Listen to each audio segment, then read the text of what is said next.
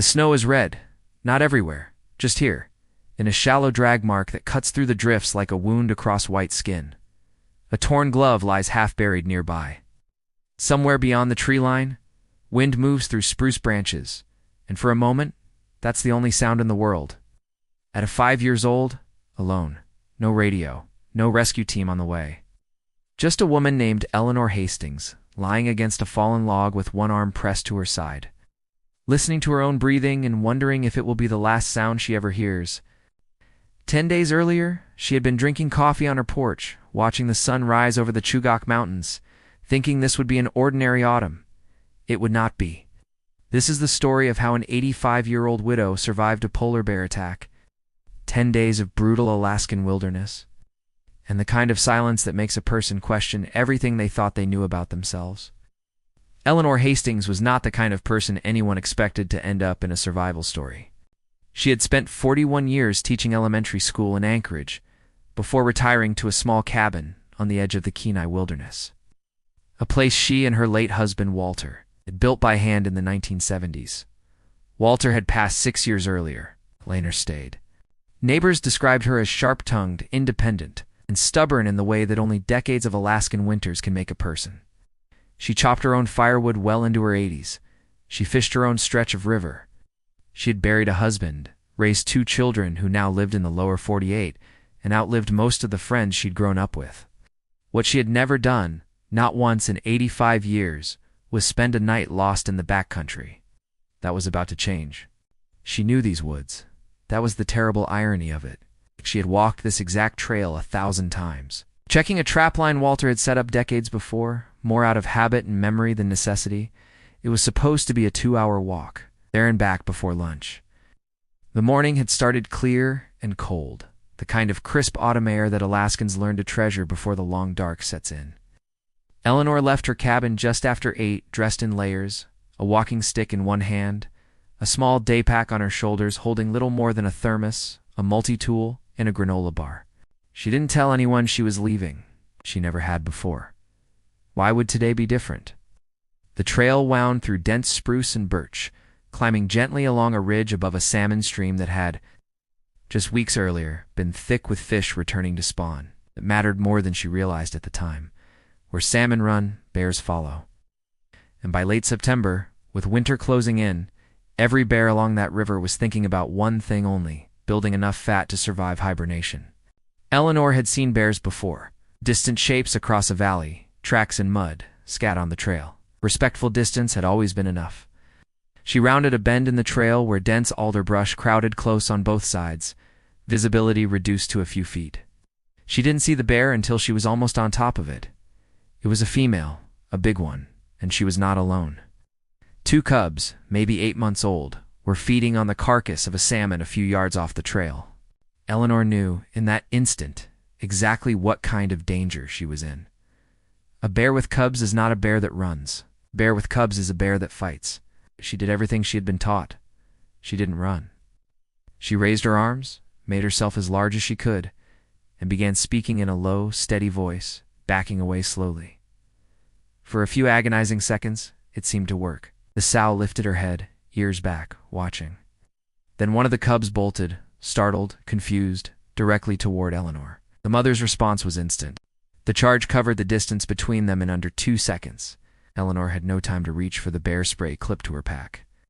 No time to climb, to hide, to do anything but throw her arm up as the animal's full weight slammed into her. She remembers the sound most of all, not screaming, not roaring, but a kind of low, furious grunt. And then the world spinning as she was thrown sideways into the brush. Then nothing. When Eleanor regained consciousness, she had no idea how much time had passed. The light had shifted. The sun was lower now, casting long shadows through the trees. The bear was gone. Her left arm was badly injured, likely fractured, and deep lacerations ran along her shoulder and side where the animal's claws had connected. Her walking stick was gone. Her day pack, torn open in the struggle, had scattered its meager contents somewhere in the brush. She was alone, injured, miles from her cabin, with no way to call for help, and the temperature was already beginning to drop. Eleanor tried to stand. The pain in her arm was immediate and blinding, but she managed to get to her feet using a nearby tree for support. She looked around and felt something close to panic for the first time. She did not recognize where she was. In the chaos of the attack, she had been thrown well off the trail. The landmarks she had used for 40 years to navigate this land were gone, replaced by unfamiliar terrain in every direction. An 85-year-old woman, badly injured, lost in the Alaskan wilderness, with the sun beginning to set and the temperature already falling toward freezing. She had, by her own later estimate, perhaps 2 hours of daylight left. Day 1, Eleanor's first priority was not finding her way home, it was finding shelter before dark. Decades of living in bear country had taught her that panic kills faster than cold. She forced herself to think, methodically, despite the pain radiating through her arm. She found a natural depression beneath the root system of a fallen spruce, its overturned roots forming a rough wall against the wind. Using her good arm, she dragged what dry branches and moss she could gather, building a crude windbreak. She had no fire, her multi-tool had been lost in the attack, along with any means of striking flame. That first night, temperatures dropped into the low 30s. Eleanor wrapped herself as tightly as she could in her torn jacket and did not sleep. She listened to every sound the forest made, certain the bear or another predator drawn by the scent of blood might return. Day 2. Dawn brought clarity, and with it, a decision. Eleanor knew that staying in one place gave rescuers a better chance of finding her, if anyone even realized she was missing. But she also knew that without food, water, or fire, she could not simply wait. She chose to follow the sound of moving water, reasoning correctly that streams in this region eventually led toward the river valley she knew. Moving was slow and agonizing. Every step sent pain through her injured shoulder. She used a broken branch as a makeshift splint, tying it in place with a strip torn from her jacket lining. She found the stream by mid-afternoon and drank carefully, cupping water in her good hand. She had learned from Walter, decades earlier, that thirst kills faster than hunger, a lesson that likely saved her life in the days that followed. Day 3. Hunger set in seriously now. Eleanor found a small patch of late-season blueberries and ate them cautiously, aware that the same bushes that fed her might also be attracting other wildlife hungry for the same fruit before winter. Her arm had begun to swell significantly, and by evening she was running a low fever, a warning sign of infection that she recognized but had no way to treat. She forced herself to keep moving downstream, reasoning that the stream would eventually meet the larger river, and the river would eventually lead her home, or at least to a place where searchers might look. Day 4 and 5. These days blurred together in Eleanor's later recollection, a haze of pain, cold, and exhausted determination. She built a new shelter each night, her routine becoming almost mechanical. Find high ground away from game trails, gather what insulation she could, wrap herself against the cold, and wait for morning. She began talking to herself, and eventually to Walter. Not out of confusion, she would later explain, but because the silence of the wilderness at night is a heavier thing than most people understand. Speaking even to no one kept her mind from unraveling. Day 6. She heard the helicopter before she saw it, a distant mechanical thrum, gone as quickly as it came, swallowed by the mountains. She screamed until her voice gave out, waved her one good arm, and watched the sky remain empty and indifferent. It was, she would later say, the closest she came to giving up. Day 7 and 8. Infection had clearly set into her wounds by now. Fever came and went in waves. Her splinted arm had gone from painful to nearly unusable. She rationed her strength carefully, moving only when necessary, resting often, always following the sound of water downhill. She ate what she could, more berries, and on the 8th day, she managed to catch a small fish with her bare hands in a shallow pool, eating it raw, something she never imagined herself doing. By the 9th night, Eleanor Hastings was no longer certain she would survive. Her fever had worsened. Her arm was hot to the touch, and had begun to smell in a way she recognized, distantly, as dangerous. She was weaker than she had ever been in her life, and for the first time since the attack, she allowed herself to think about not making it home. She thought about Walter. About the cabin they had built together, log by log, in a place so remote that some winters the road wasn't plowed for weeks. She thought about her children, grown now, living lives far from Alaska, and wondered whether they would even understand how she had died alone. In the woods she loved, in the way the wilderness sometimes claims the people who love it most.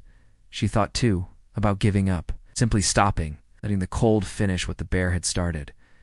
But something in her, the same stubbornness that had kept her chopping her own firewood at 85, kept her in that cabin long after her children had begged her to move closer to them, refused.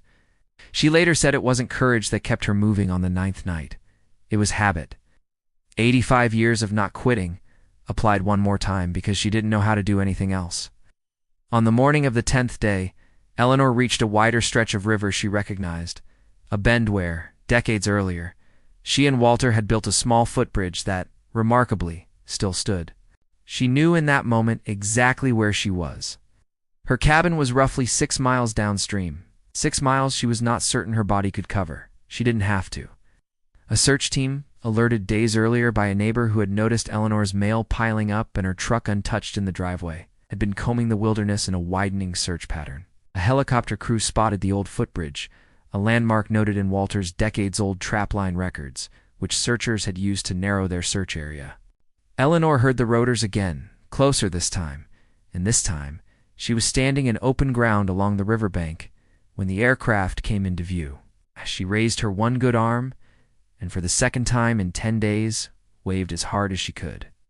This time the helicopter turned toward her. Eleanor Hastings was airlifted to a hospital in Anchorage, suffering from a fractured arm, a severe infection, hypothermia, and significant dehydration. Doctors later said the infection in her arm had been close to becoming life-threatening days, perhaps from a much darker outcome. She spent 3 weeks recovering in the hospital, followed by months of physical therapy to regain use of her injured arm. When asked by local reporters how she survived 10 days alone in the wilderness at 85 years old, Eleanor gave a simple answer. She said she didn't do anything special, just kept doing the next necessary thing, one at a time, for 10 days. She returned to her cabin the following spring. She still walks the trail near her home, though now she carries bear spray, a satellite communicator, and she always, without exception, tells a neighbor before she leaves. There is a myth that survival belongs to the young, to the strong, the fast, the fearless. Eleanor Hastings' story tells a different truth. Survival, more often, belongs to the patient. To those who have learned, through decades of hardship, how to keep moving when giving up would be so much easier. Age did not make Eleanor fragile in those woods, made her prepared in ways she never expected to need. Stories like this remind us that survival isn't always about strength. Sometimes it's about experience, patience, and refusing to give up. Subscribe to Elder Survival for more incredible stories of survival, courage, and resilience. Because somewhere out there, right now, someone is proving that the will to survive doesn't fade with age, it deepens.